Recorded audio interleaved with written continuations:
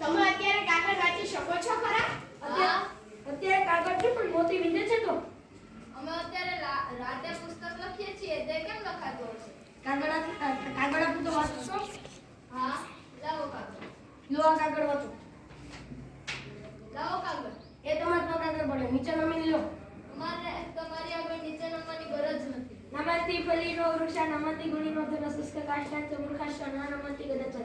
અર્થ ફળવાળા ઝાડ નમે છે, ગુણવાન માણસ નમે છે પણ સૂકા ઝાડ કે મૂર્ખ માણસો કદી નમતા નથી.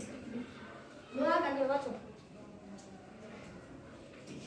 જોજો ભાઈ સુરદાસજી કાગળ વાંચે છે, ખરેખર વાંચશે કે શું?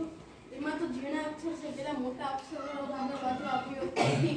કાંઈ ઝીણા નથી, આંધળો પણ વાંચી શકે તેવા દીવા જેવા મોટા અક્ષર છે. યો તમારો કાગળ, અમારે નથી વાંચવું. કેમ થયું? તમે કહો છો કે આંધળો પણ વાંચી શકે, અમે કે આંધળા પાંદડા છીએ શું? લેખતો પણ વાંચી શકે એવો કાગળ હોય તો અમે વાંચીએ. તો કહો આ કેટલા આંગળા છે? આ 4 છે. જૂઠા પડ્યા. સી રીતે જૂઠા પડ્યા? મેં 3 આંગળી ઊભી રાખી અને 2 આંગળી વાળીને પૂછ્યું હતું.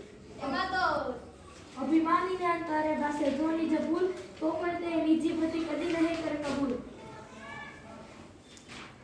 એમાં તો અંગૂઠો જ છે ને, આંગળીઓ તો 4 જ છે, અંગૂઠો થોડો આંગળી છે.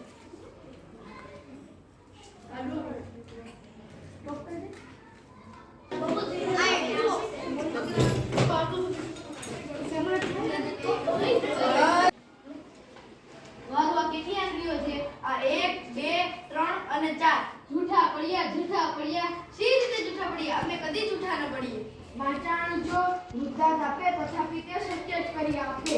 વળી સભામાં સત્વાર ભૂલે તથાપિ જીવે કચ્છી ના ભૂલે. અર્થ વાચાણ કદી બંધાય જ નહીં, ગમે તે રસ્તે નીકળી જાય. હવે જીવડા પણ સંકળાશમાં આવે છે, હવે છૂટી શકે એવો કોઈ રસ્તો મને લાગતો નથી. હવે જૂઠા કરીશ. તારા જેવા ઠગ અમને જૂઠા કહે તેથી શું? પણ જ્યારે કોઈ ત્રાહિત કહે ત્યારે ખરું. ત્યાર પછી તમારું સાચાપણું સાબિત કરો જોઈએ. 100 રૂપિયાની ઓડ કર. જો અમે જૂઠા ઠરીએ તો તને 100 રૂપિયા આપીશું. જો તું જૂઠો ઠર તારી પાસે અમે 100 રૂપિયા લઈશું. જાદુગર સાથે વાચાણ સુધી કદી વોટ તો કર્યા જ નહીં. કહ્યું છે કે જાદુગરોની તબદીલો ઘણી હોય. 5 આંગળા ખુલ્લા રાખી મેં તમને પૂછ્યું કે આ કેટલી આંગળીઓ છે? તે ખરી વાત. 5 તે 4 આંગળી દીધી એટલે 4 કહે. 5 તો અંગૂઠો છે ને, આંગળી ક્યાં? તાલી પાડો તાલી.